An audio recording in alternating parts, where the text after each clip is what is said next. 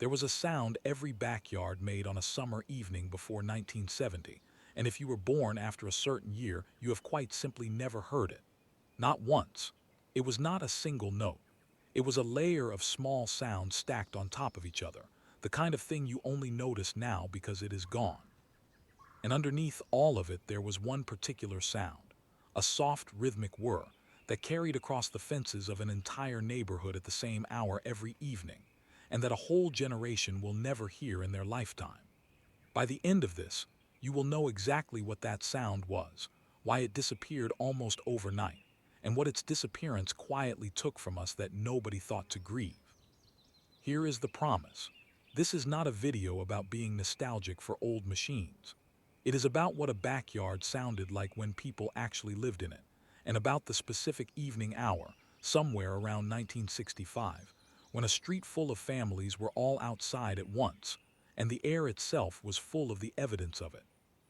You will understand why that hour had a sound, why the sound vanished within about a single decade, and why the silence that replaced it is not really silence at all, but the sound of everyone having gone inside. Picture it for a moment. It is a July evening, the light going long and gold across the grass.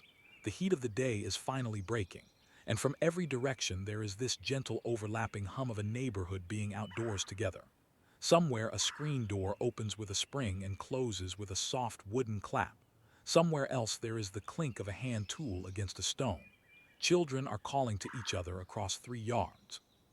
And under all of it, threading it together, is that one steady whir I promised you, the sound that told you the day was ending and everyone was home. Hold on to that whir, because we are going to come back to it.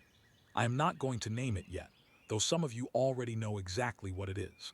I want you to feel first what the whole evening sounded like, and only then understand the one sound at the center of it, because the thing that disappeared was never really about the machine that made the sound. It was about the entire way of living that the sound belonged to, a way of living that ended so gradually that almost no one noticed the exact evening it stopped. Because here is the strange part. Nobody decided to give it up. There was no announcement, no last summer, no final evening when the neighborhood agreed to go quiet. It simply faded, one convenience at a time, until one year you realized you could stand in your own backyard at 7 in the evening in the middle of July and hear almost nothing at all. And the people who grew up after that never knew there had ever been anything to hear. Let us go back into that evening and stay there a while, because the details are the whole point. Before about 1970, a summer evening in most of the country had a shape to it, and the shape was made of sound. After supper, the doors opened. Not the front door, the back door, the one that led to the yard, and it stayed open, or it swung on a spring that never quite let it settle. People came outside because outside was where the cool was, where the neighbors were, where the long light was, and where there was simply more room to be. And so the yard filled with the small industry of an ordinary evening. Someone was watering, and you could hear the particular hiss of a hose against dry leaves and the softer drum of it on packed soil. Someone was working a row in the vegetable patch, and there was the scrape of a hoe, the dull knock of a trowel against a rock, the rustle of a person moving through bean plants. There was the creak of a wooden chair being carried out and set down.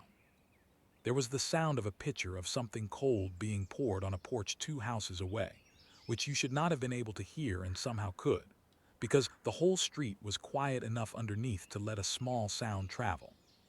And there were the voices. This is the part people remember most and describe least well, because it is hard to explain how different it sounded when a neighborhood full of people talked to each other across yards instead of through walls. Conversations drifted. A question asked over one fence got answered from behind another. Children ran in loose packs from yard to yard, and the sound of them was not organized, not scheduled, not supervised into quiet. It rose and fell on its own, the way weather does. If you close your eyes and really listen to the memory, you will notice something about that soundscape that is almost impossible to reproduce today. It had no engine underneath it. There was no low mechanical hum holding the whole thing down like a hand pressed on a page.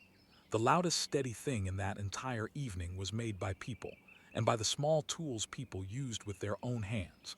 And that is why every other sound could be heard.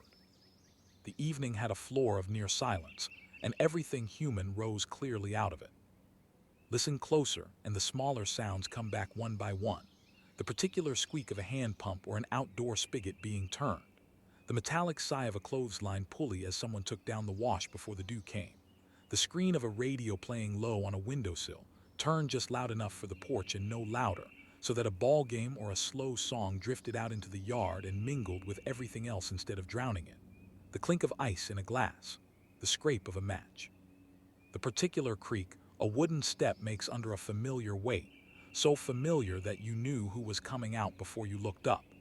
Each of these was a small sound, and each of them survived because there was nothing large enough to bury it. And the sounds had a schedule, though no one wrote it down.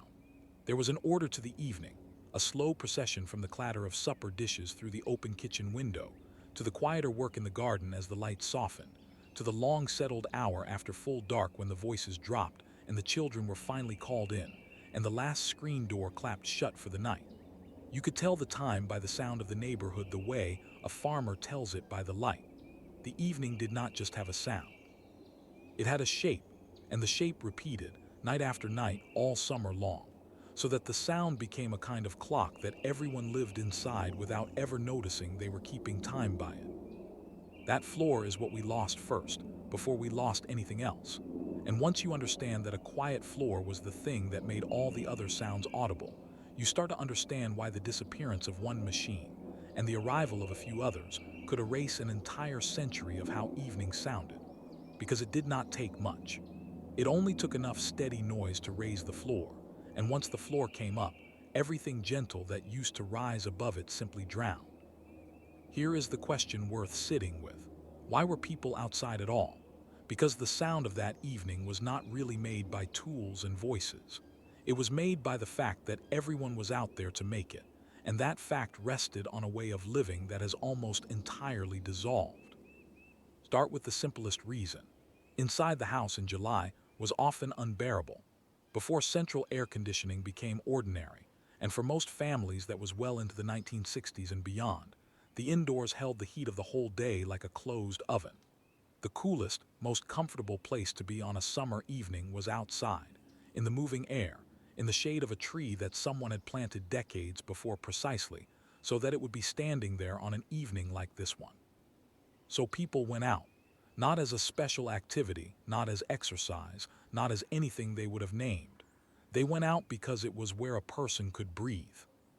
And once they were out, there was work that belonged to the evening. A great many households kept a garden, not a decorative one but a real one, rows of vegetables that fed the family through the summer and into the winter in jars. That garden did not tend itself, and the cool of the evening was when you tended it. So the evening had purpose woven through it. People were watering, weeding, picking, staking, and the sounds of all of that were the sounds of a household feeding itself with its own hands. There is also the matter of what was not pulling people inside. There was no glowing screen in every pocket. Television existed, but for years it was one set in one room with a few channels that went static late at night, and it did not yet have the gravity to hold an entire family in its orbit on a beautiful evening. So the default, the thing you did when there was nothing in particular to do, was to be outside where the others were. The absence of a reason to stay in was itself a reason to go out. And there was the front porch, which we have almost entirely forgotten how to use. Houses were built then with a real porch on the front, deep enough for chairs and a swing, and it faced the street on purpose. It was a room with no walls, a place that belonged half to the family and half to the neighborhood, and sitting on it in the evening was an act of quiet sociability. You were resting, but you were also available. A person walking by could stop and talk without it being an interruption, because the whole point of the porch was to be seen from it and to see. The architecture itself was built for the evening we are describing, and when we stopped living that evening, we stopped building porches and started building houses that turned their backs to the street and pointed their life toward a sealed and private yard behind. Think too about the work that filled the whole rhythm of the year, not just the evening. The garden that fed the family in July was canned and put up in jars for the winter, and the sound of that work, the ring of a lid, the hiss of a pressure canner, the knock of jars being set on a shelf, was part of the same continuous life. People were not outside as a hobby. They were outside because the food, the comfort, the cool, and the company were all out there, braided together into a single way of living. Pull any one thread and the others held. It took machines pulling several threads at once to finally unravel it. Put those together and you have the conditions that made the sound. Heat that pushed people out. A garden that gave the evening its work. And nothing indoors strong enough to pull them back. When all three were true at once, a neighborhood produced that layered evening sound as naturally as a field produces the sound of insects. It was not an achievement. It was simply what happened when people lived the way they lived. Which is exactly why it was so fragile, because the moment those three conditions changed, and they all changed within about a decade, the sound had nothing left to stand on. And the first thing to arrive and change them was not quiet at all. It was a machine. The sound did not fade because people fell silent. It faded because new sounds arrived that were louder, steadier, and hungry for the same hours. And one by one they raised the floor of the evening until nothing gentle could be heard above it. This is the turn in the story, the point where the very things that were sold to us as making life easier quietly made the evening disappear. Consider air conditioning first, because it did something no one expected. It did not just cool the house. It reversed the direction people moved at the end of a hot day. For 100 years, the evening had pulled people out of the hot indoors and into the cool yard. Now, for the first time, the coolest place in the world was inside, behind a closed window with a machine humming in it. So people went in. And the moment they went in, they closed the windows to keep the cool, and the open house with its breathing doors became a sealed box. The screen door stopped swinging because there was no longer any reason to pass through it. The evening emptied, not with a bang, but with the click of a latch on a cooled room. Then there was the television, which grew from a small flickering novelty into the center of gravity of the entire home. As sets multiplied and channels increased and color arrived, the pull of the screen became strong enough to gather the whole family into one room after supper and hold them there. The hours that used to belong to the yard now belonged to the program schedule. The conversation that used to drift across fences moved inside and lowered its voice to hear the set. And the street outside, one lit window at a time, went dark and quiet in the human sense while glowing blue in the electric one. And through all of it ran the engines. This is where our one sound begins to vanish, though I am still not going to name it outright, because I want you to feel its replacement first. The tools that people had once worked by hand began to be replaced by tools with motors, and a motor does not make a small sound that rises and falls. It makes a loud, flat, continuous sound that fills everything and leaves no room. When the engines arrived, the delicate floor of near silence that had let a poured pitcher be heard 2 houses away was gone. You could no longer hear your neighbor over the fence, because now there was almost always an engine running somewhere, and the ear simply gave up trying. And once one engine ran, more followed, because sound is contagious in a way we rarely think about. When the evening was quiet, a person hesitated to break it, the way you lower your voice in a still room. But once the quiet was already broken, once there was a roar down the street anyway, there was no longer anything to protect. Why wait until morning to run the loud machine when the evening was no longer peaceful to begin with? So the noise gave permission for more noise, and the floor kept rising, year after year, each machine making the next one feel less like an intrusion. The silence had been a shared agreement that no one had ever spoken aloud, and once it was broken often enough, the agreement simply dissolved, and no one remembered making it in the first place. There was a timing to it as well that made it almost invisible while it happened. These changes did not arrive together in one dramatic year. Air conditioning spread through the 1960s. Television deepened its hold across the same decade and the ones after. The small gas engine crept from yard to yard over many summers. Each single change was small enough to absorb without alarm. A neighbor's new window unit here, a second television there, a louder mower next door. No one summer felt like the end of anything, and that is precisely why nobody grieved it while it was happening. A loss you can see arrive on a single day gets mourned. A loss that spreads across 15 summers, one convenience at a time, simply becomes the new normal before anyone thinks to say goodbye. Notice what all three of these had in common. Air conditioning, television, and the small engine were each, on their own, a genuine improvement in someone's daily comfort. No one was foolish for wanting them. But together, without anyone intending it, they dismantled the exact conditions that had made the evening sound possible. They took away the heat that pushed people out. They gave people a reason to stay in. And they raised the noise floor so high that even the people still outside could no longer hear the gentle things.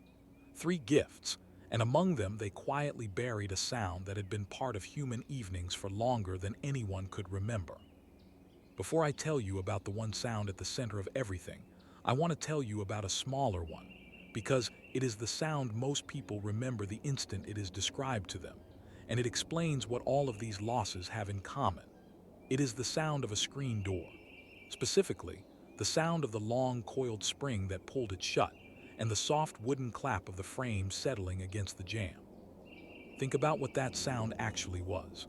It was the sound of a threshold that stayed alive.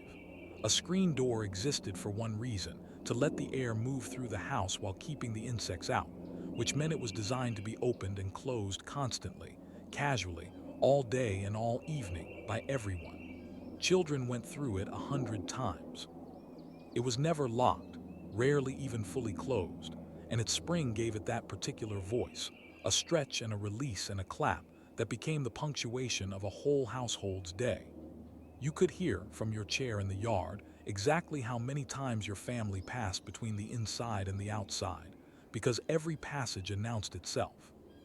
That sound meant something that is hard to feel now. It meant the boundary between indoors and outdoors was soft. You did not make a decision to go outside the way you might today, gathering your things, planning an outing. You simply drifted through the door because it was there, and it opened easily, and the outside was continuous with the inside. The screen door was the hinge on which an entire way of living turned, the small mechanism that kept the house open to the evening. And its sound was the sound of that openness being used, over and over, all summer long. There is a memory almost everyone of a certain age carries, whether they have thought about it in years or not. It is the memory of running out of that door as a child and hearing a voice call after you not to let it slam, and then letting it slam anyway, because the slam was part of the joy of going out.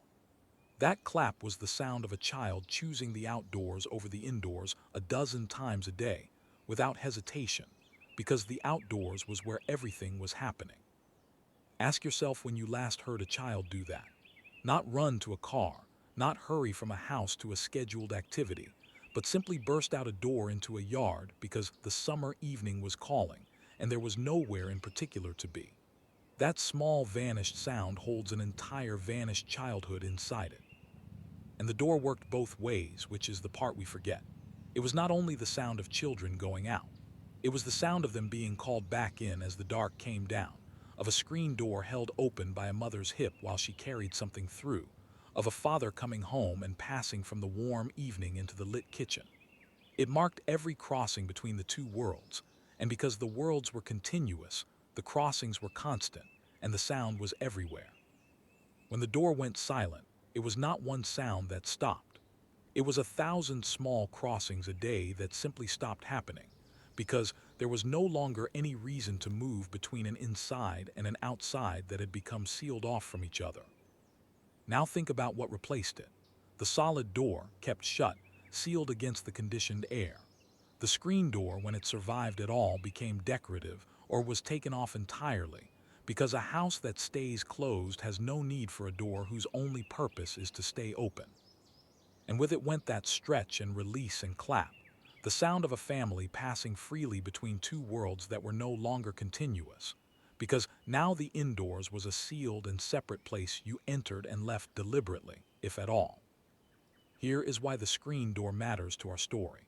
Its silence and the silence of our one central sound come from the exact same cause. Both were sounds of a life lived with the doors open, a life in which the yard and the house and the neighbors and the evening were all one connected space that a person moved through without thinking. When we sealed the house, we did not just lose the cool air escaping. We lost the constant gentle traffic between inside and out, and every sound that traffic used to make. The screen door was the small emblem of it, and the word I keep promising you was the large one, the sound that gathered the entire neighborhood into a single shared evening. It is time, almost, to name it. But before I name it, I want to be honest about what was really lost, because it was never truly about sound. The sound was only the evidence. What we actually lost was a particular experience of being among other people without effort, and that loss changed something inside us that we are only now beginning to understand. Think about what it meant to be in that evening. You were alone in your own yard, doing your own quiet work, and yet you were not alone at all. You could hear the neighborhood around you, the voices and the tools and the children, and that ambient presence of other people was a kind of company that asked nothing of you. You did not have to make plans to have it. You did not have to arrange a visit or schedule a call. You simply stepped outside, and you were held inside the sound of a community that was all around you, going about its own evening, present without being demanding. That is a form of belonging that has almost completely vanished, and its vanishing has a name we use now without understanding where it came from.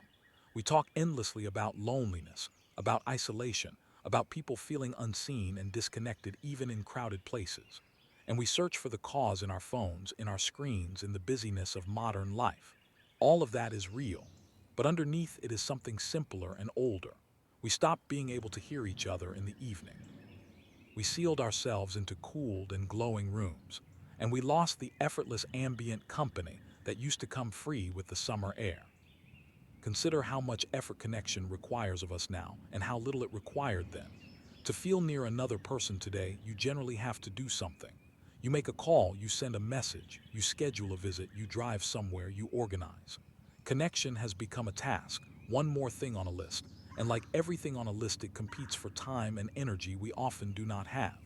But the company of that old evening asked for none of that. You did not organize it. You did not schedule it. You simply existed in your yard, and the presence of others arrived on its own, carried on the air, requiring nothing from you but that you be outside to receive it. It was belonging without labor, and we have almost no experience of it anymore. And there is a particular kind of person for whom this loss cut deepest, though we rarely talk about it. The one who lived alone, the widow, the person whose family had moved away, the one whose days were mostly quiet. In the old evening, that person could step into the yard and be surrounded by the sound of a living neighborhood, and for an hour they were not alone at all, without having to knock on a single door or impose on anyone. The ambient company of the evening was a gift most freely given to exactly the people who needed it most, and asked nothing of them in return. When the evening went quiet, it was those people who lost the most, because for them the sound of the neighborhood had not been a pleasant background. It had been, some days, the only company they had. Here is the Ray engagement question, and I want you to really answer it for yourself. When was the last time you were alone outdoors in the evening and could hear, without trying, the ordinary sounds of other people living their lives nearby? Not traffic, not machines, people. For many of us, the honest answer is that we cannot remember, or that we would have to reach back into childhood to find it. And if that is true, then you already understand in your body the thing this whole video is trying to name. Because the sound of that pre-1970 evening was, more than anything, the sound of not being alone. It was proof, delivered continuously to your ears, that you were embedded in a living neighborhood. And when it faded, we did not just lose a pleasant background noise. We lost the daily, wordless reassurance that other people were near, and we have been quietly aching for it ever since without knowing what to call the ache. Which brings us, finally, to the sound itself, and to the generation that grew up in the silence where it used to be. There is a whole generation now, more than one, who grew up in the silence, and the strangest thing about them is that they do not experience it as silence at all. You cannot miss a sound you never heard. To them, the quiet backyard, the sealed house, the evening spent indoors in front of a screen, was simply what an evening was. There was nothing to grieve because there was nothing remembered. And that, in a way, is the most complete kind of loss there is, the kind that erases even the memory of what was lost. Picture a child growing up after about 1975. The house is cool inside, so that is where the family is.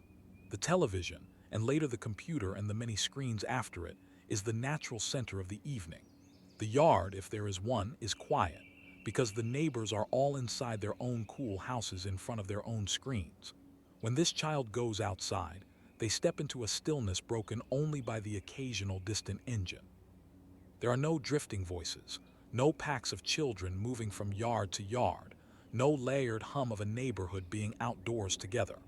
The evening has no sound because the evening has no people in it.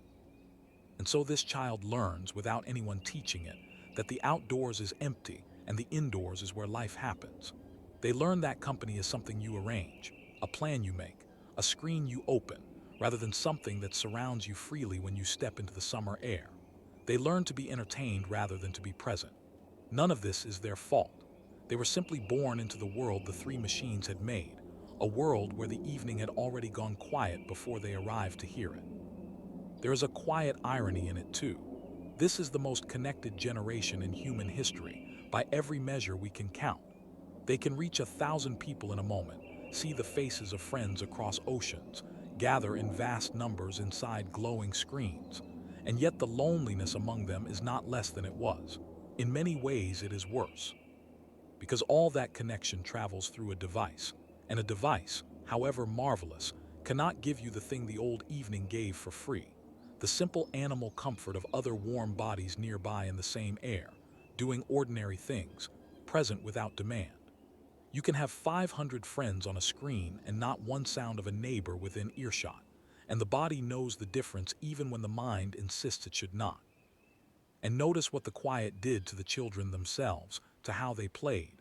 The old evening produced a particular kind of childhood, unsupervised, unstructured, invented on the spot in the space between yards. Games had no referee and no schedule. They ended when it got dark or when someone was called in. That kind of play, we now understand, taught children things no organized activity can: how to negotiate, how to include, how to handle being outside and on their own without an adult arranging every minute. When the yards went quiet and the children went indoors to their screens, that whole school of ordinary life closed its doors, and a generation lost not only a sound but the education that used to happen inside it. What did they never learn to hear?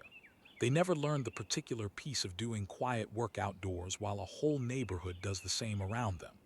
They never learned that you can be alone and accompanied at the same time. They never heard the sound that told a child of an earlier era that the day was ending and everyone was home and safe and near. And because they never heard it, they grew into adults who feel a loneliness they cannot explain, in a world that offers them endless ways to connect and almost no way to simply be near each other without effort. This is the true cost, and it is not sentimental to name it. A generation raised in the silence of sealed houses and empty yards is a generation that never received the daily, ordinary proof that they belong to a place and a people. And you cannot give a person back a sound they never heard. All you can do is describe it to them, carefully, so that at least they know what the silence they grew up in was standing in for.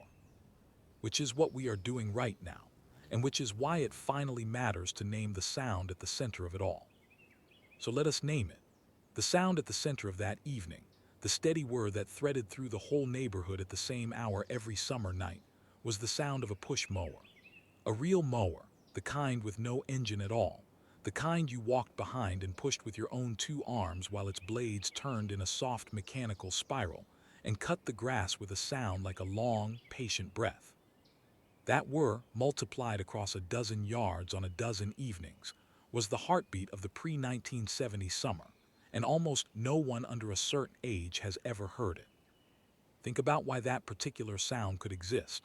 A real mower makes a sound small enough to belong to the evening rather than to dominate it. You could push one while carrying on a conversation over the fence. You could hear the children over it. It rose and fell with your own effort, quickened when you sped up, slowed when you tired, and stopped entirely when you paused to rest, so that even the mowing had a human rhythm to it. It was work, real work, but it was quiet work, and it left the floor of the evening intact so that everything else could still be heard. And then the gas mower arrived, and in a single stroke it did everything the story has been building toward. It replaced that soft human whir with a flat mechanical roar. It made mowing faster and easier, which was a real gift, and it made the evening louder and emptier, which was the hidden price. One person starting a gas mower could erase the entire delicate soundscape of a neighborhood for an hour. And because it was easier, more people mowed more often, so the roar spread across more evenings, and the whir retreated, yard by yard, until it was gone. That is the whole story in a single object. The real mower was quiet, human-paced, and left room for everything else. Its replacement was loud, effortless, and left room for nothing. And in choosing the easier tool, which every reasonable person did, we did not just change how we cut the grass. We raised the floor of the evening and drowned the sound of our own neighborhoods. The push mower did not simply fall out of fashion. It took an entire way of hearing each other down with it. And notice the deeper trade that was hidden inside the obvious one. The real mower was slower, and slowness, it turns out, was not only a cost. When a task took the whole evening, the evening was spent in the task outdoors at a human pace, and the doing of it was itself a form of being present in your own life. The faster machine gave back time, which sounds like a gift, but the time it gave back was spent indoors in front of a screen, sealed away from the very evening the slower tool had kept you inside of. We thought we were buying time.